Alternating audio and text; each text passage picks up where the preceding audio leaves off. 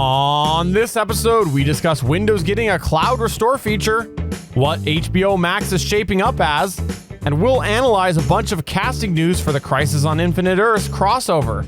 Plus, there's a release date now for the Deep Space Nine What We Left Behind documentary. And Geek Wars is back with a special themed episode. This and more in this week's show. I'm SP from Legends of S.H.I.E.L.D., a show about the general Marvel comic universe, part of the Gonna Geek Network, just like the show you're checking out now. Shows on the network are individually owned and opinions expressed may not reflect others. Find other hilarious and fun geeky shows at GonnaGeekNetwork.com. This is the official GonnaGeek.com show. Here we're a bunch of geeks talking about geeky things. Each week we run down the latest news and happenings in the world of geek. These are your hosts for the show, Steven. But what if I'm in the mood for a T-Swift story? Chris. I've heard the X is going to give it to you. And SP. That's how we roll on Gonna Geek on Monday night. We get crazy! Gonna Geek Productions presents the official GonnaGeek.com show.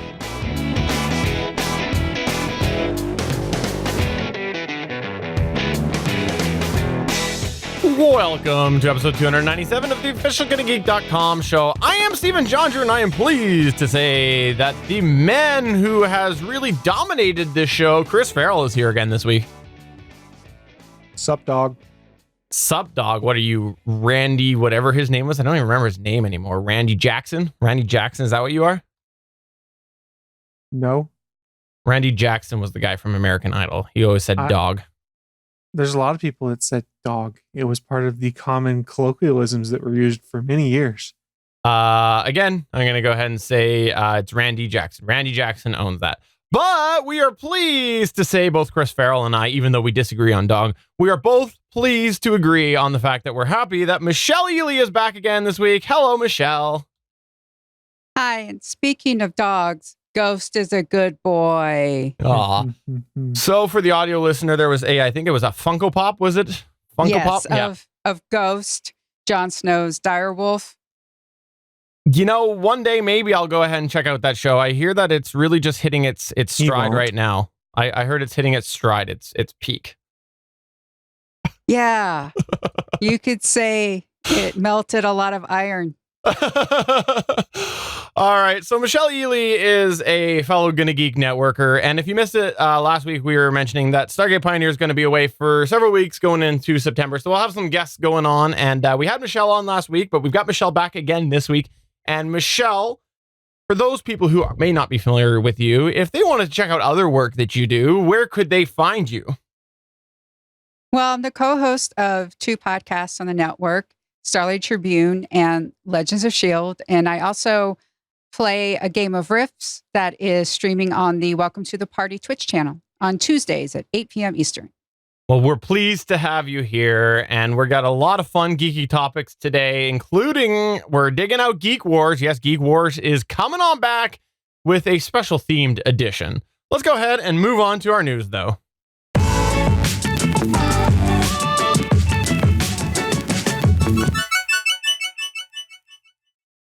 Let's kick it off with some Windows news. This is something that is probably long overdue to come to Windows. And this was posted just last week. And it's looking like Windows 10 is going to be getting a, we'll call it a macOS-like cloud restore feature. Because Microsoft's announced that they are looking to improve the experience when you're refreshing or, reinstalling a Windows 10 PC, and that right now they're currently testing a new, quote, cloud download, end quote, feature when you are resetting Windows 10 or if, say, the hardware fails.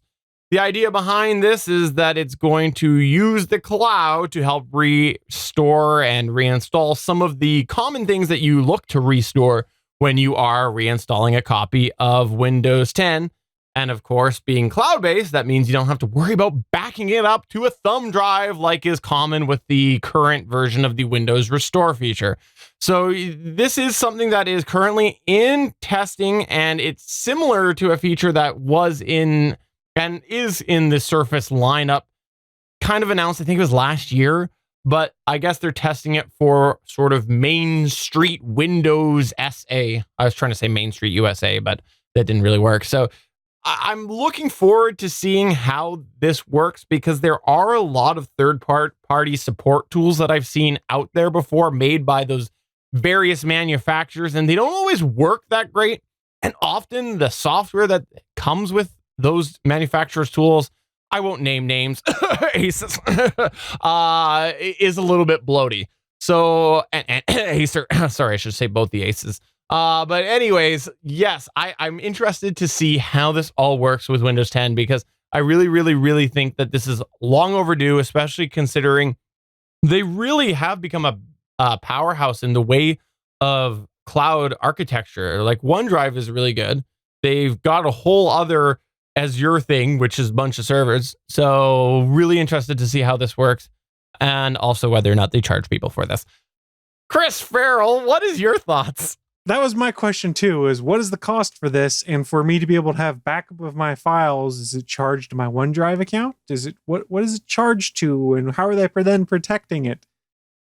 I think that Windows backing up to a OneDrive seems like the logical step. They have not backed off of OneDrive. It's something that they've continued to integrate in a variety of different ways, and they're going pretty hard with OneDrive. And there's no real signs of them giving up on that. So I think it would make sense that it somehow ties into that. I just think it would be really handy. One of the big reasons I like having Android is because things work so well if I get a new phone. They really do. And same thing with like if I throw on Chrome, everything's back to how it was on my computer. And I like the idea of having a little bit more ease when I am reinstalling Windows, because you do have to do that occasionally with Windows. And as somebody who has another installation of Windows coming up here, because I'm still waiting on my motherboard to arrive, tweet me if you want more information on that. I really, really, really will take any time savings. Michelle, do you often reinstall your computer?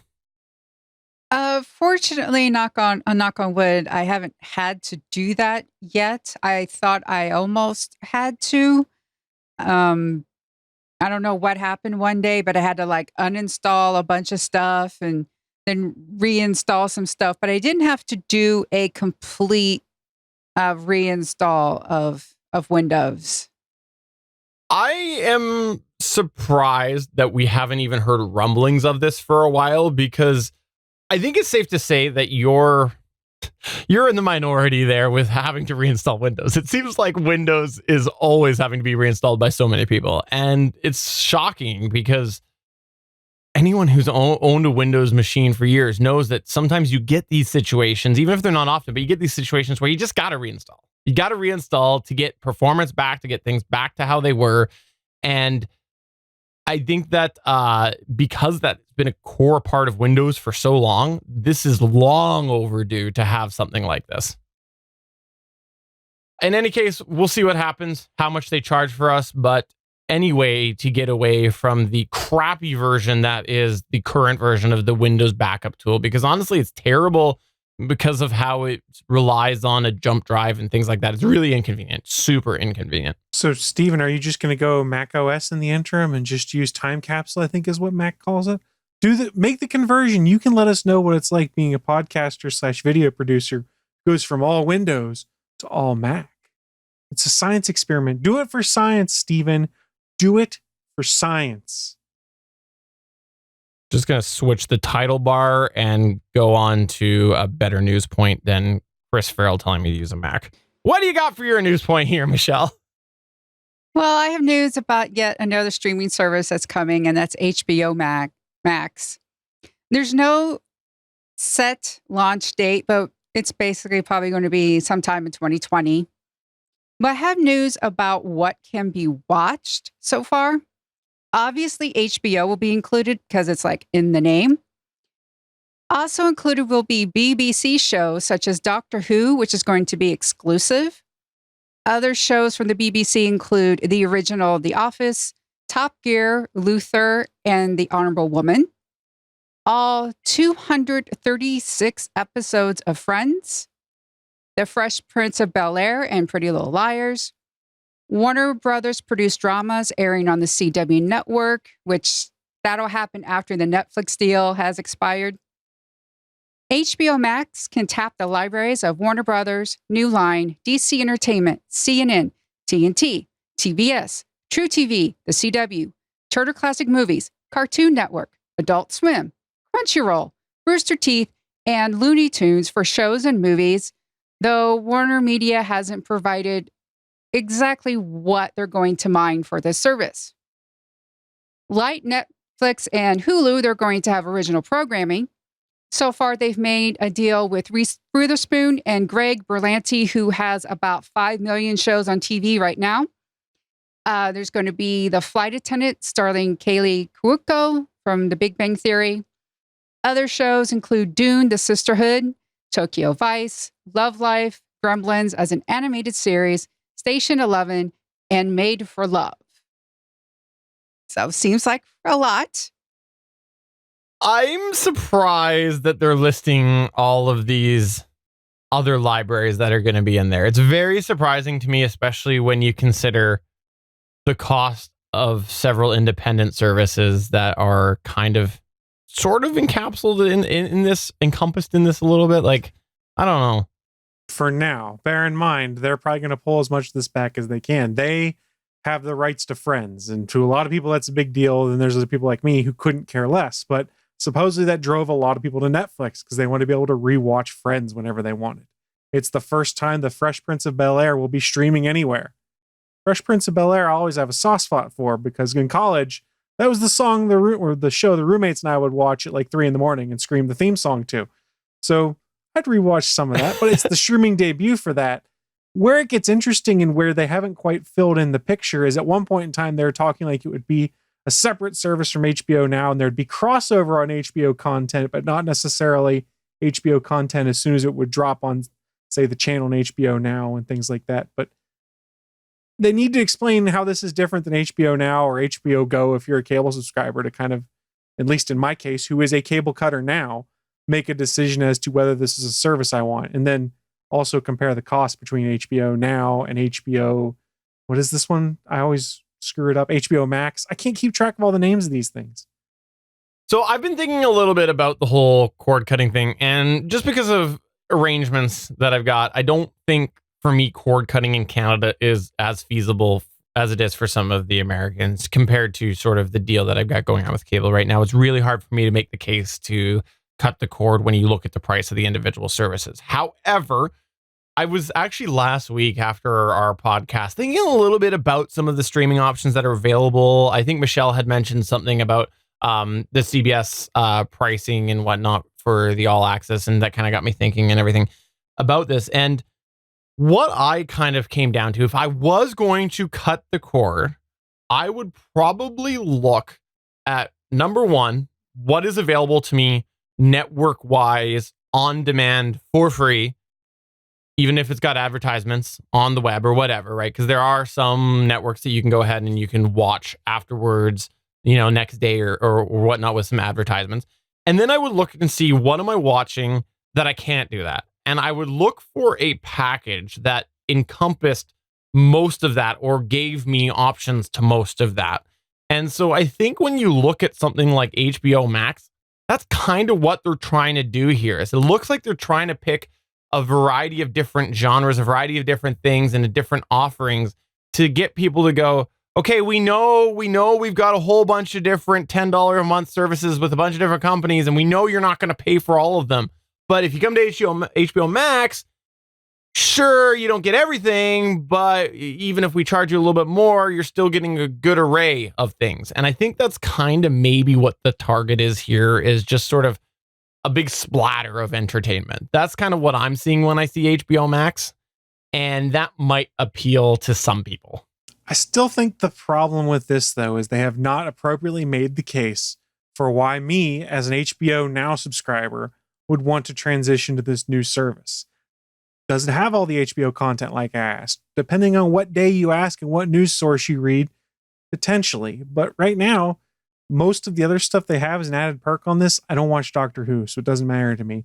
I don't necessarily care about watching Friends. Fresh Prince of Bel-Air would be a novelty concept to watch a few episodes, but there's nothing here that makes me go, oh my God, I would drop HBO Now in a heartbeat and pay X dollars more per month to get HBO.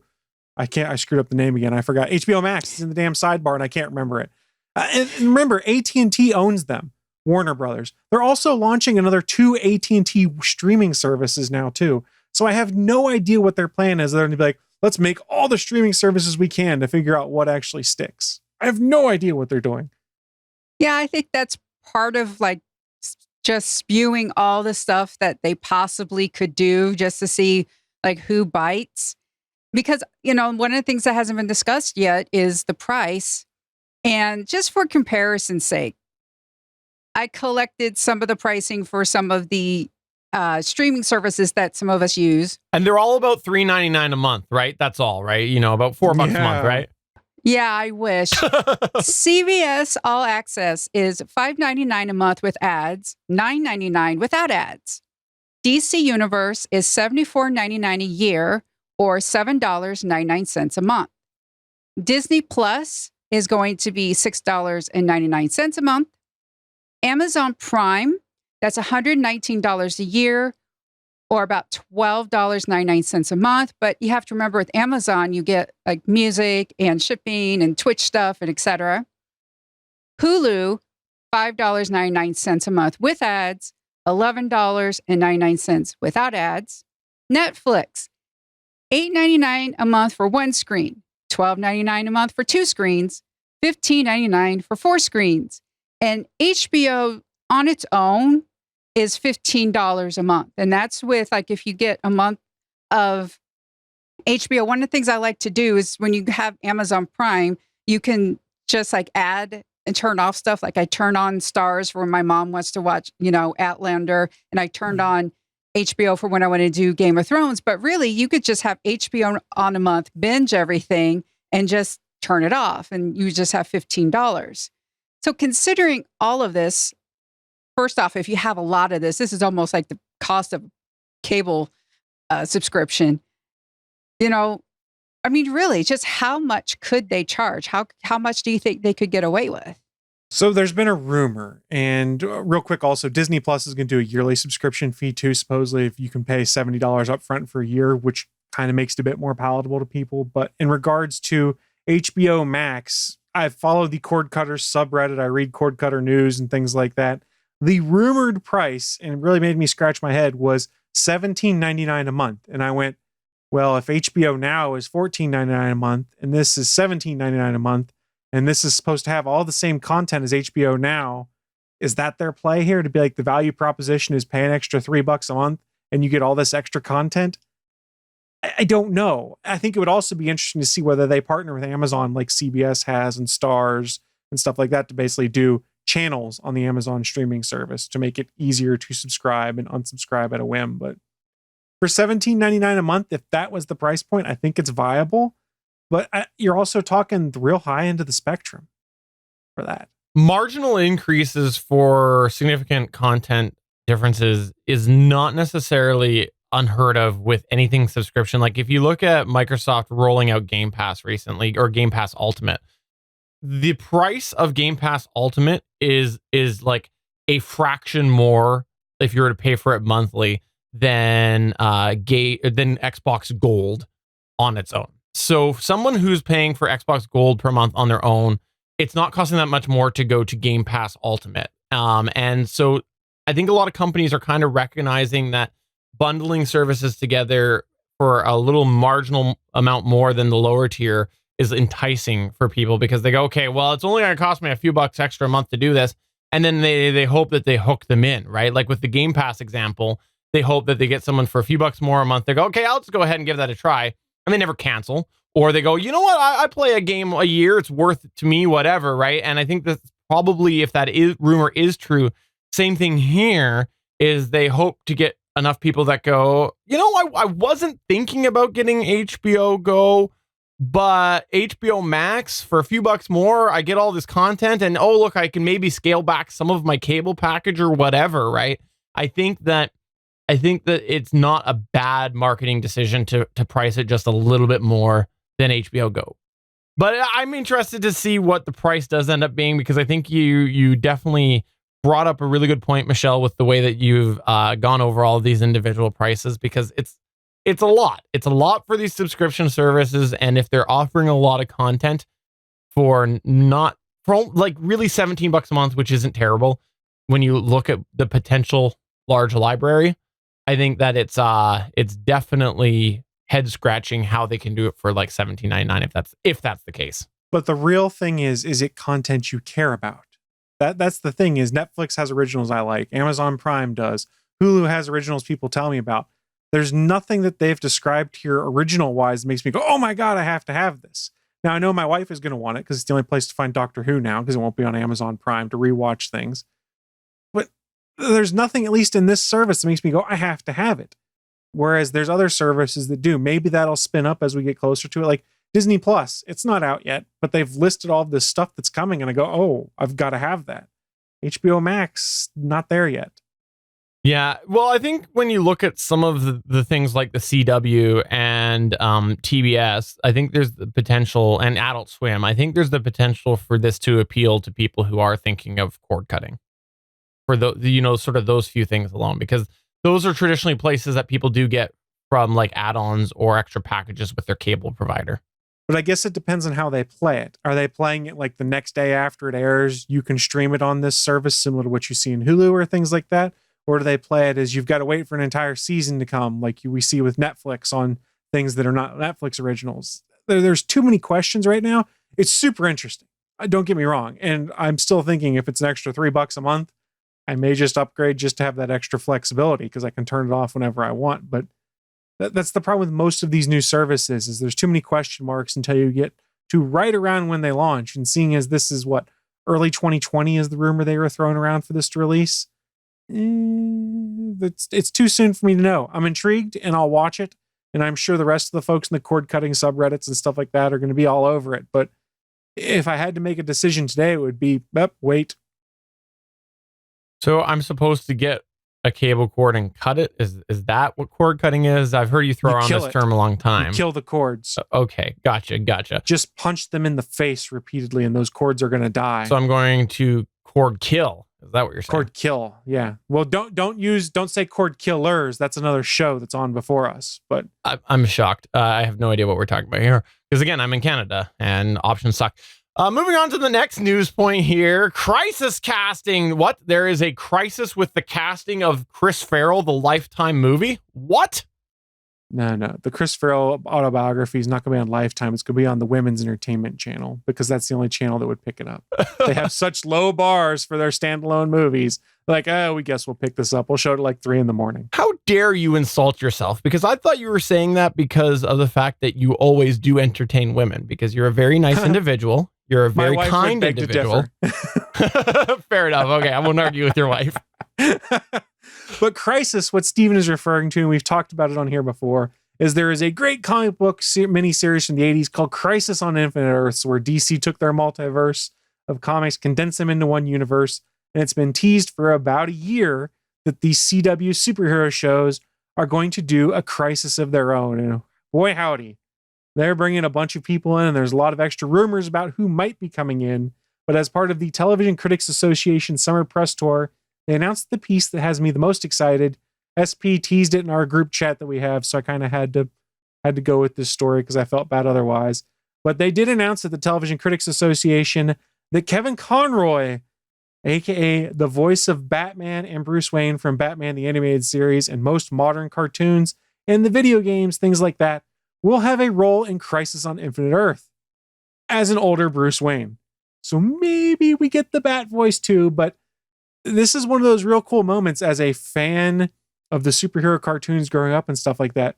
I've talked about on this show, many other shows. When I read a Batman comic, the voice of Batman I hear in my head is Kevin Conroy. So I'm really excited that he'll have a chance to live action portray the role that he's been playing since 1991, 92, I think, when Batman the Animated Series came out. It's been a while.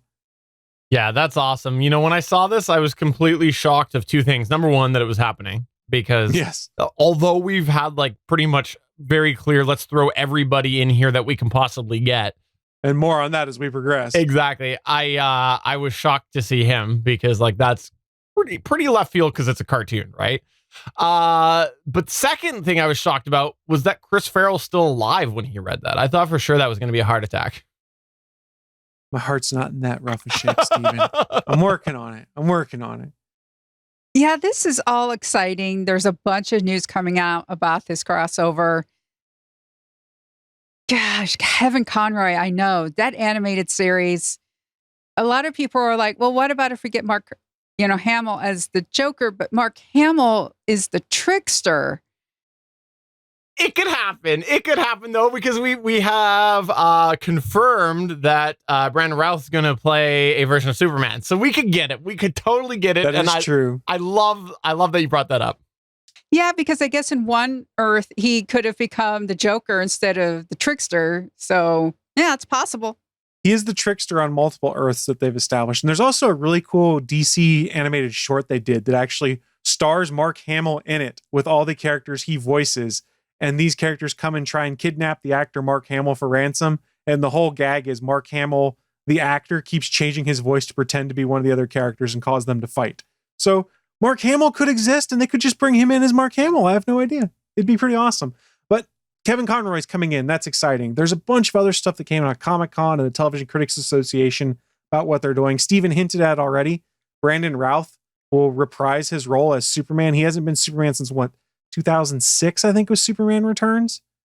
2005. It's been a long time. But with a twist, he'll be Superman from the Kingdom Come books, which is an older, wiser Superman who's kind of seen the next coming of heroes take over. And I don't want to say much more about Kingdom Come Superman, but it's going to be incredible to see on screen. Some of the other stuff they did also confirm, just I think today or yesterday, that the CW television show Black Lightning, which is also their Berlanti show, will cross over with the rest of the superhero shows as a part of Crisis on Infinite Earths.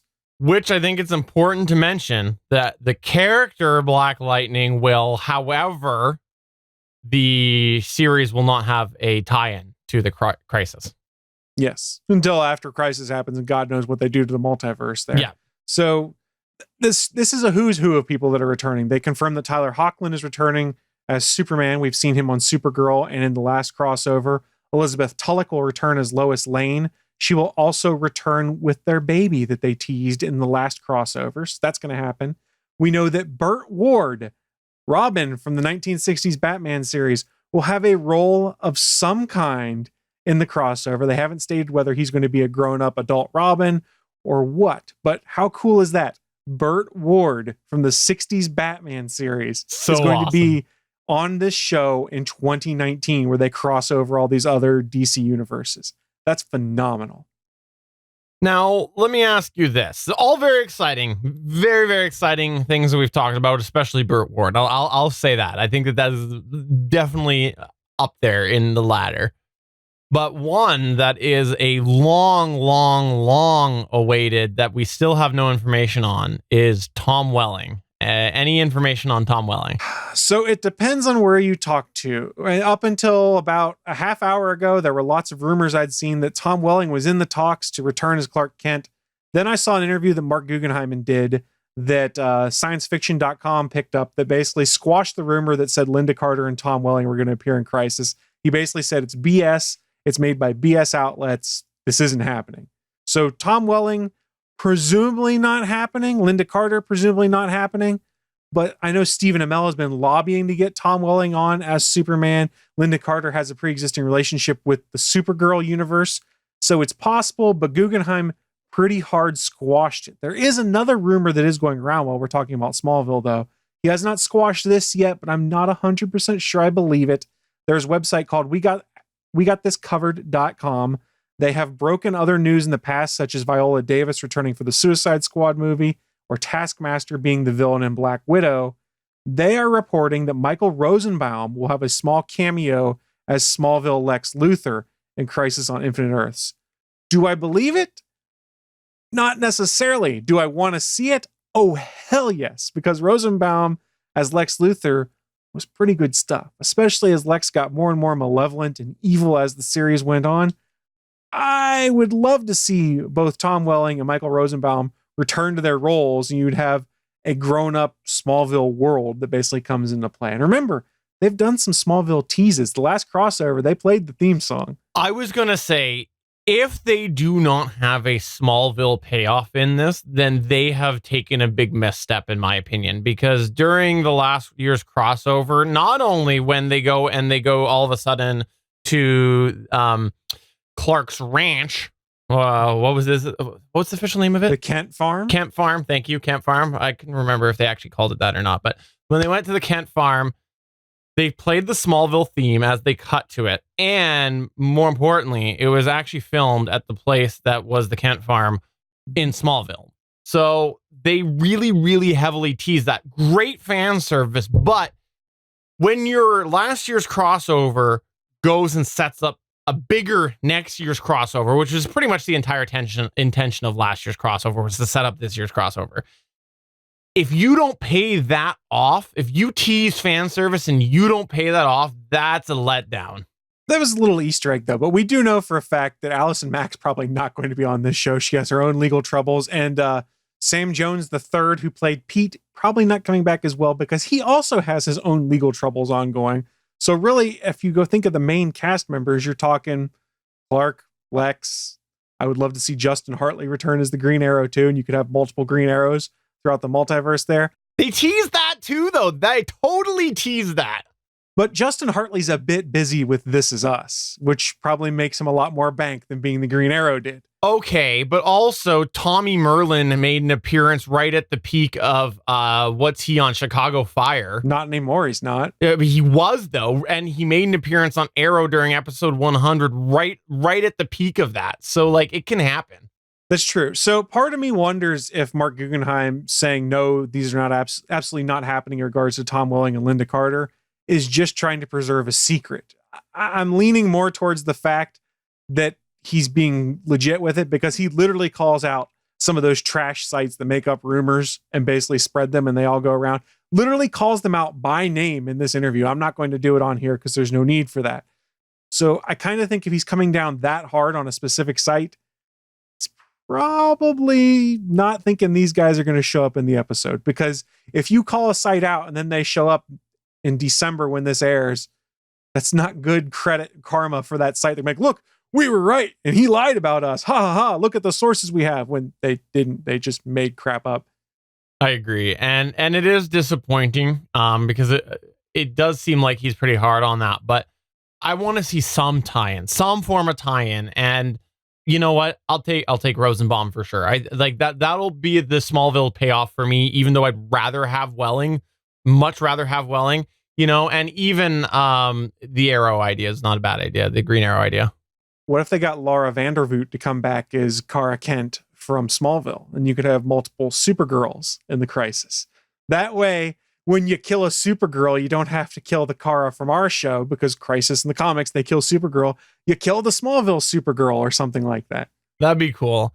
Of course, the other side of the coin on this is that they teased it just as fan service because that's all we want to give you because we don't want to tie into Smallville. That's one of the things that they could be making an active decision, because really Smallville was the only real popular teen drama version of superheroes for a very, very, very long time until the CW superhero universe came. Let's be honest, it didn't go full superhero till like season 7 out of 10. True. Before that, it was mostly teen melodrama and things like that. Well, this was a fun talking point, and I know, Michelle, you have a few other things to say about this, so I'm going to turn it over to you. Chris Ferrell and I will stop arguing. We've been arguing and not giving you a moment to talk, so we'll definitely keep our mouths closed for a minute here. Well, one of the things I do know is that Marv Wolfman is going to be one of the writers. He actually was part of the team who gave us the original Crisis on Infinite Earths comic book storyline, so it's going to be interesting having someone who actually did the story back in the day working on this. As for the Smallville, it would be nice if we got another callback, whether they go back to the Kent Farm. That would be great. Would I love to see someone from Smallville on there? I would. I think it would be great. It just, yes, Smallville was a team drama for a very long time, but it paved the way for Arrow and for all of these others. So we can't discount Smallville at all. there's a lot of good news coming out from this. I think it's going to be interesting. It's going to be interesting to see what they do with Black Lightning, because it would be interesting if they did fold it in. It's the way, if you've watched Black Lightning, it actually can be folded in because it does sort of like exist in its own little part of the United States, away from like Central City and Star City and such. So there is a feasible way of folding in it if they wanted to. I have to say, I will admit I haven't watched Black Lightning because I've had such a tight TV schedule with all these other things. And once I heard enough people say it's okay, and just kind of leave it at that, and it wasn't part of the universe, I didn't watch it. If I got confirmation that it was definitely going to be like folded in, I probably would binge it. And honestly, this one cameo might be enough to get me to get caught up because they're on season 3 this year, is it? So there's only two that's been out. I might try to watch it before season 3 comes out, but just because. And they're shorter seasons, aren't they? Yes, they're 10 or 13 episodes. So I might give it a run now that I know that they're going to at least use the character in there. But it was something that I never heard people say like it was the greatest show or like it was super awesome or anything like that. It just seemed like everybody was kind of just lukewarm on it. So that's why I didn't bother. But being folded in, possibly having an impact because of Crisis, I might give it a try. I might give it a go and see. We'll have a look at my schedule and see what I can fit in there. Well, this is really fun to talk about, and I feel like we could talk about it a lot longer, which is why I'll quickly move on to our extra news point here and just mention that, yes, the release dates for the Crisis crossovers has been confirmed now. Locked in. Supergirl is going to kick it all off on December 8th. Batwoman will be the second version, which is Monday, December 9th. The Flash will be the third, which is on Tuesday, December 10th. And just when you're like, oh, this is so good, you're going to wait until January 14th of 2020 for Arrow to take part 4. And part 5 will conclude all with Legends of Tomorrow on Tuesday, January 14th to 2020. So we've known for a while it was going to spill over 2020. They announced that early on, but these are your dates. So you're looking at over a month between part 3 and part 4. So cry over Christmas. You can get together with your family and speculate and watch again and cry a little bit more. I think that's what they're going for, is during that period, the fan community around these shows is very active. So I'm sure there's going to be tons of theories and conspiracy theories that come out of. I mean, just think how bad it gets between Marvel movies and all the conspiracy theories that came out between Infinity War and Endgame. They're going to get some of that same feeling going towards Crisis, I bet. I'm really looking forward to these. I definitely am, even though I felt like some of the crossovers have been a little hit and miss and there's been some pacing problems. I had a little bit of pacing problems last year. I'm looking forward to see if they do just go all in now that Arrow is closed up. Like, because this is, I think, I don't think this is the last episode of Arrow. Isn't there like supposed to be a couple after that? But it's pretty much towards the end of the Arrow run. And I look forward to seeing if they just like flip the table. And for those of you wondering about Legends of Tomorrow, that's actually going to be classified as a special Legends of Tomorrow and not the season premiere. Oh, that's awesome. I didn't actually realize that. Thank you for that. And lastly, in our extra section here, we're just going to give this a quick acknowledgement because I know Chris Ferrell and I both confirmed that we have ours pre-ordered for tomorrow. That's right. We're recording this on Monday, August 5th, and tomorrow on Tuesday, not Monday again, Tuesday, August 6th, the release of What We Left Behind, the Deep Space Nine documentary is coming out. For those of you who haven't followed this, there was a documentary that came out this past year and did a bunch of screenings over this last year, and it was all about Deep Space Nine, Star Trek Deep Space Nine. And apparently in there's a fun little thing where they get a bunch of the writers together and they pitch the idea of what they might do if they were to go and bring back Deep Space Nine and write an episode for that. And so I did do a pre-order on this. I know, Chris, you did as well. I'm really looking forward to this because I really, really enjoy Deep Space Nine because it was very different than a lot of things, but it was really the first Star Trek that kept that big overarching theme of plot telling. Everything was very episode to episode for so long. Even like you look at Borg, right? The big pinnacle of the Borg story in TNG was only 2 episodes, and they're kind of like, we'll come back to it later. So DS9 was very different. I'm doing a rewatch right now of Deep Space Nine, and I didn't realize how early they actually brought in the Dominion. I had this memory that it was way late, but it was like season 3 they brought it in. So I really, really have a special place in my heart for Deep Space Nine, even though it's very different than Star Trek, other methods like TNG and TOS.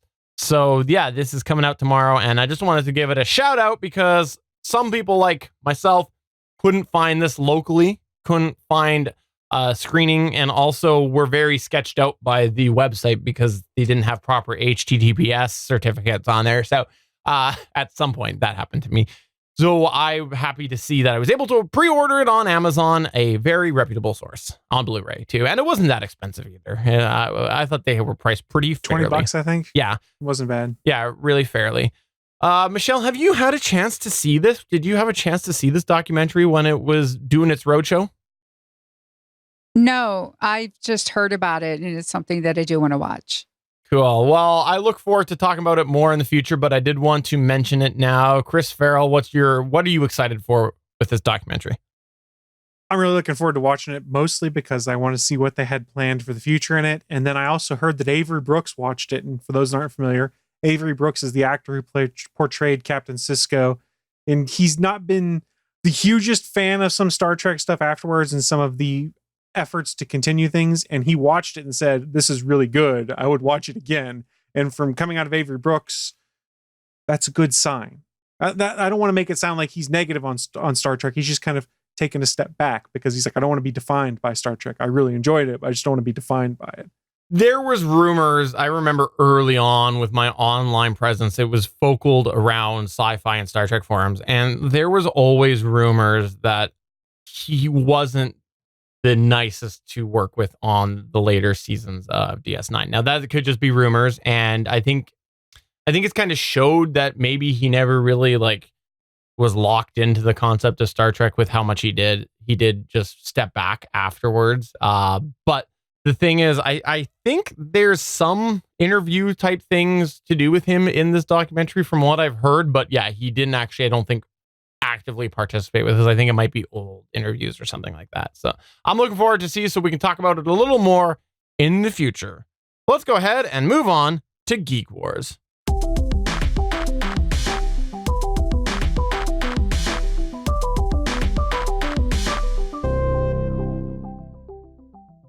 Alrighty, we're just talking about Star Trek, so let's go ahead and continue that on, because last week when we had Michelle Ealey on here, we were very, very, very heavy into none other than Jean-Luc Picard. Michelle's news point was all about how there's a cash-in on Picard plots and other merchandise and packages and things like that, all happening with trying to really capitalize on the Picard name. And we also talked about how there is a Picard series coming up, and they just dropped a trailer. So I thought, let's do a Jean-Luc Picard oriented version of Geek Wars. So all of the questions today will have something to do with Jean-Luc Picard. And if you haven't listened to an episode where we've done Geek Wars before, it's just a fun little way to go down memory lane of something geeky. And this week is going to be about Jean-Luc Picard. And so I will ask a question, and then Chris and Michelle will have an opportunity to buzz in. They must say their name. And if they... Their name. Every time. I know. How can I get around that, Michelle? I need your help now that you're here. This is an homage to JS. He started it. So they will have an opportunity, and if they get it incorrect, the other person can also try to answer and steal the point. So are you ready, Michelle, and your name? Yes. All right. We'll start off with a softball. We all know Jean-Luc Picard as the English captain. Well, where was Picard born in canon? Chris. All right, Chris, what is it? La Barre, France. It is indeed one of my favorite parts of Picard. It's like you could show people several episodes of TNG and be like, where does he live? Where was he born? Where was he brought up? and no one would say France. One of my favorite parts of it. All right, so this means that currently the score is at 1 for Chris and 0 for Michelle. Let's go to the next question here, which is going to be question number 2. As seen in the episode, quote, family, end quote, and also in the movie Generations, name this infamous nephew of Picard's whom died in a fire. Chris. All right, Chris, what is it? Is it Renee? It is Renee. I'll go ahead. Wow, that was fast. I'm surprised. All right. Question number 3. What rank was Jean-Luc Picard when he was stabbed in the chest? Chris? Chris, what is it? Ensign? It was Ensign, but there's an opportunity here for Michelle. The way I was going to play this one was there was an opportunity for the other person to answer this follow-up point. And if you can say why he was stabbed, I will go ahead and give an extra point. Oh. So, Michelle, you can have an opportunity here. This was a little switcheroo type question. So, Michelle, you can go ahead and try to answer this one here. Do you know why he was stabbed? This is just showing how little I have remembered. I don't know. Is it because of was it because of like Wesley's Crushers thing, or I don't know? No, it wasn't. No it clue. wasn't. The bonus point will lay on the floor there, but I want Chris to see if do you know why he was stabbed? He accused some Noskins of cheating at whatever the table game there was, cards or pool or something like that. I can't remember. It was Domjot. It was basically a bar brawl. A bar brawl over a rigged game of Domjot is what it was. All right, so Chris is at 3. Michelle is at 0. Sorry, Michelle.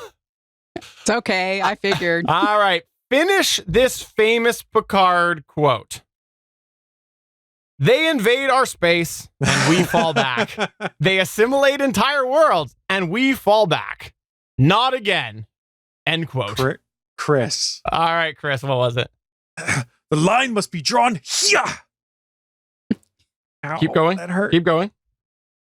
That's the finish. He throws his phaser into the glass case. The important part of that continues. So the line must be drawn here.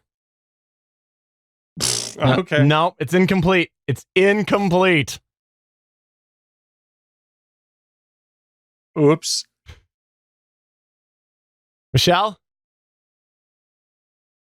This is where we stand. No, I'll give Chris a half point for that.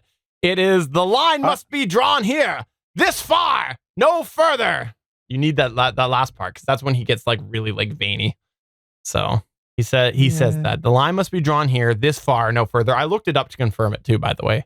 Even though I had that part in my head, I actually had to go back and look at the previous part because that answer was the part that I had in my mind when I wrote the question, and I had to see what was the lead up to that.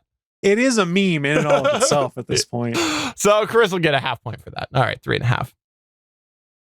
All right. Question number 5.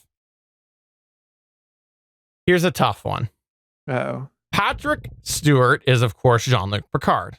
But over the course of Star Trek, other actors have portrayed Jean-Luc Picard. There was the Tom Hardy version, which is indeed Jean-Luc Picard, because there's a picture that you see in the movie of Jean-Luc Picard young, played by Tom Hardy. There was the aforementioned cadet version, because there was another actor that does play that at one point during that episode. But what was the other time that there was another actor that played Jean-Luc Picard? All I want is what was that time? I don't need an episode. The time? What was the situation where another actor played Jean-Luc Picard? Chris. All right, Chris, what was it? There was a transporter accident with like Guinan, Geordi, Rowe, and Captain Picard, where they all got de-aged to like the age of 12 or 13. And then the I increased your point to 4.5. I increased it. That was the time. It's a good episode. Sorry for all the spoilers on a 30-year-old episode of TV, guys. I apologize. Now, fun fact, actually, when I was researching this, the actor that played that was actually the kid that first played Renee during that episode, the family episode. Apparently, the kid that played Renee also played de-aged Picard. I didn't know that. I didn't either. Yeah. Question number 6. In 2333, as a lieutenant commander, Picard assumed the command of which vessel when the captain was killed? Think. Chris, what was it? it was the Stargazer. It was the Stargazer. Yes, it was. All right. Question number 7. What is the full name of the famous instrument that Picard learned to play while living his probe life? Ooh, that's tough. Ooh, Oh, God. I cannot give you the full name. Going once? Going twice? Chris, Resican flute. Oh my God. I'm walking away. Like, I'm ending it right now. How did you get that? Wow. I had to stop and think. It's a pop culture touchstone. I watched a lot of Star Trek as a kid. Now I just feel bad, Michelle, because like I thought there was nobody getting that one. Like now I feel like I've written these for Chris. Like, wow, that's impressive, Chris. Look, you're talking to a kid when I was a kid, no joke, watched these episodes all the time and had the episode guides they would print out. And on road trips, I would read the episode guides to Star Trek TNG that I had already watched multiple times. So random weird trivia gets stuck in my head sometimes. And I'm sorry. All right. Well, question number 8. The Borg is one of the biggest themes to many different Picard storylines, but what episode did introduce the Borg?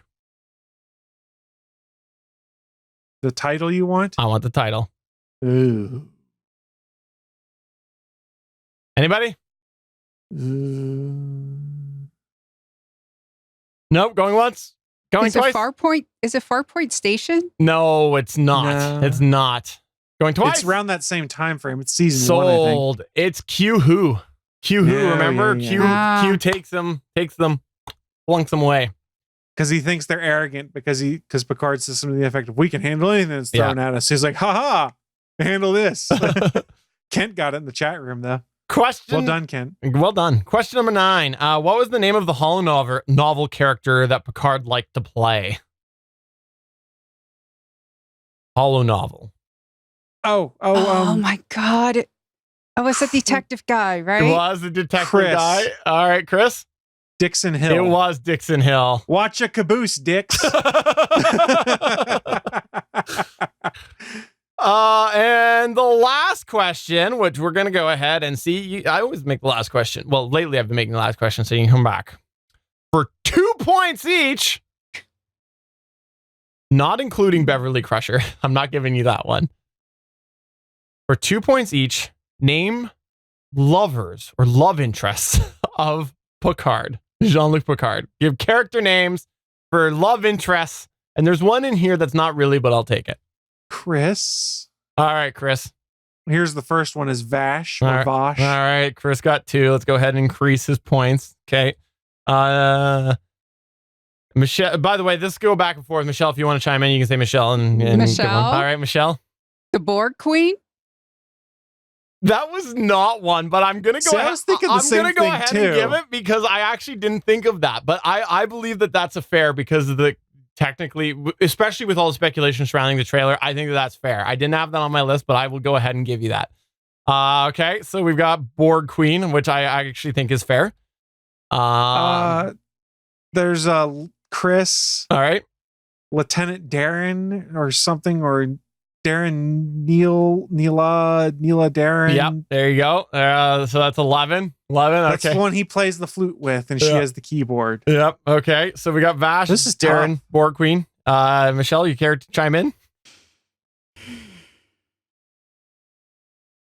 It's hard. I can't well, he wasn't really Jean-Luc Picard. I mean, when he did his probe life, I can't remember who played. That's a good point. Yeah, Yeah. the wife there. I can't remember the name. Okay. So so there was I think we've exhausted them, but I'll give you a chance for one last one. We still don't have my I'm gonna take it, but not really, but only because he confessed to it during a plot. Trinan? No. A good one. Going once, going twice, gone. I was gonna take Waxana Troy because he played it up that one episode. So, because remember he claimed to be. I always just assumed they flirted. Yeah. So Yeah. I was gonna take it, but no. The other one was Kamala and Anij, Anij. Oh, I forgot about her because that movie is really forgettable. Though. Yeah. She was the one. The what was it? Insurrection. Baku. Insurrection? Insurrection. But there is a bonus point opportunity for Michelle to do just like have this weird fact totally memorized, because the bonus point that was to win the game no matter what the situation was if someone can tell me exactly what the command code was that Picard used in First Contact, I will give you the game. What was the command code that Picard used in First Contact? Picard Delta 3? No. Michelle? I have no clue. If somebody knows this, they deserve There was no to win. way. There was no way. I got like no stuff for my job and everything. No, there was no way that was happening. It was Picard 47 Alpha Tango was the command code. Picard 47 Alpha Tango. I'm very let down, Chris, that you didn't know that. You should be embarrassed of yourself. I am embarrassed. I just know there are 4 lights. So that means that Chris did win 11.5. Michelle had 2. And I can't advance my overlay for the video viewers. I don't know why it's not advancing, but there you go. That's going to go ahead and bring us to another end of Geek Wars. I am completely shocked that Chris got as many as he did. Michelle, I legitimately feel bad right now because I didn't think anybody had a chance at the flute one, and I can't believe he pulled that out. I'm not surprised. I am older than Chris, so when they came out, I actually maybe watched them once. And I lived in the country and I actually couldn't watch all of the episodes. So I've actually seen, I don't even know if I've seen them all. I've seen all the important ones and I've gone back and I've rewatched some of them on Netflix. But yeah. All right. Well, next time I'll make sure to find something obscure that Chris doesn't know that you know, because I'll have to even it up at some point. If you want me to lose, Steven, go Doctor Who, because I know nothing about Doctor Who. I don't either. That's the problem. You're the host. You don't need to know anything. Google, yeah, you here just I make come. up the questions. Fair enough. Well, Michelle, I apologize for that, but I do sincerely appreciate you coming on here. I really do appreciate that. I did not mean for that game to go the way that it did. I apologize. I foresaw that moment. Chris is just, you open up his brain and there's like stuff that he needs to know for his life. And then it's just Star Wars trivia and then Star Trek trivia. And that's basically it. Battlestar Galactica trivia. Yeah, that's about it. And comic book trivia. Yeah, I'm just not a trivia person. But I had fun. I love the expressions when Chris is like, I should know this. I should know this. I should know this. And I love that expression. Yeah, sorry if you guys listening, you should go check out the video replay at youtube.com/GonnaGeek to see me make weird faces. I go, what? Oh, what am I doing? Yeah. And we can all rest assured knowing that nobody had any concept of the name of that person from Insurrection because it was a terrible film. And remember, always have fun, Data. Yeah. Whoever makes the funniest gif of my making weird faces, I'll get you a special prize. Awesome. Well, Chris will donate 2 of his points to a charity. I have an extra digital code for Aquaman in 4K. So whoever makes the funniest gif or pulls the funniest gif of me making weird faces, you can have an Aquaman digital code. Ooh, Assuming that I sounds can like find it again. Sounds like a challenge. Hey, look, it's Jason Momoa with no shirt on, so the ladies get something in that too. And a lot of the men too, because Jason Momoa is an attractive dude. Yes. On that note, before we go, is there anything that you would like to plug and promote? Chris, Ferrell, I'll start off with you this week. All right, so friendly reminder, I mentioned this a lot. We do stream a lot of live content over at geeks.live. Geeks.live is actually a URL. You can go there. You're probably there right now if you're watching this video as we stream this live. Scroll down to the bottom of the page and you will see a calendar of all of our upcoming live events. Please feel free to hop on in and join one of those other live events and tell them that we sent you. Michelle, do you have anything that you would like to plug or promote? Well, if you liked our talk about the Crisis event, you can always check out more to talk about it with Starling Tribune. And also, Gonna Geek has a Discord, and we get on there and we talk about trivia and we complain about everything. I mean, it's all good fun and such. We've got channels for each of the shows, general channel, one about just comic books, one about TV and films. It's fun. Yeah, lots of fun. And I really like on Discord when all of these announcements have been coming out about all of these actors and actresses coming in. And it's just like, you can just read the OMG coming out of everybody who's seeing them and responding. It's fantastic. Last thing that I want to go ahead and say right now, if you have gone and followed us to the end of the show, I want to know, do you want more streaming content to do with the show? Because we're always looking to see where can we refocus our efforts. Obviously, for the last little while, we've gone and we've worked on building the Gonna Geek network and whatnot. And I want to know, what do people like? Because we are obviously a podcast network, and podcasts are largely audio-based and largely distributed as after content. But on this show and some others, we've built up. That's great English, Stephen. We have built up live audiences, and there's a different sort of audience for live shows. So do you want more live stuff? I would love to know that. I'm going to put that call out there. I'm going to go ahead and ask that a little bit more, because I do Gonna Geek out of the fun of creating content. I made it no secret in the past that I got into podcasting because I actually used to love doing fun video projects. And so podcasting was kind of a bridge of a way that I could refocus that creativity a little bit, still have a little bit of fun, a lot of similarities, but I didn't have an avenue for fun video content until, of course, a few years ago when the internet changed.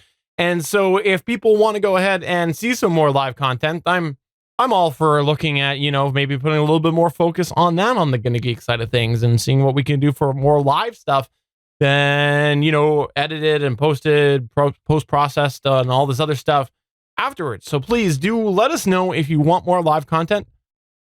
I'm happy to see what options are available, even if it just ends up being a camera of Chris walking around his house. We'll see what we can make that happen. I mean, I do have security cameras in my house, so I guess you could hack that feed. Yeah, for sure. Put it up on a live stream. I think so. And I also think that my personal best live experience was that time that Chris Ferrell accidentally left his webcam on afterwards. And I gotta say, he talks to his action figures that he has all over his walls. It's really odd, really weird. And the life-size Spider-Man over my right shoulder. That's Don't true. forget him. I talk to him a lot. So on that note, for episode number 297 of the official GonnaGeek.com show, I'm Stephen Jondrew saying thank you very much, Michelle, for coming on. Again, I apologize. I didn't think anyone was getting the flute question. Hi, I'm Michelle, and I want Tom Welling, just in general. I'm Chris, and King Kong ain't got nothing on me, hoss. I think we all want Tom Welling. I think that's fair. That is not the crossover we needed, Chris.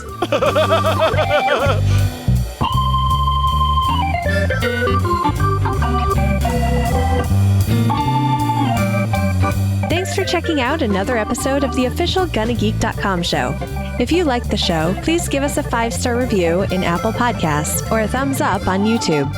You can always join us for our live recording sessions, which stream Mondays at 8:45 p.m. Eastern at www.geeks.live. And remember, you can find our full back catalog at GonnaGeek.com/show. If you're itching for more geeky content, check out other shows on GonnaGeekNetwork.com.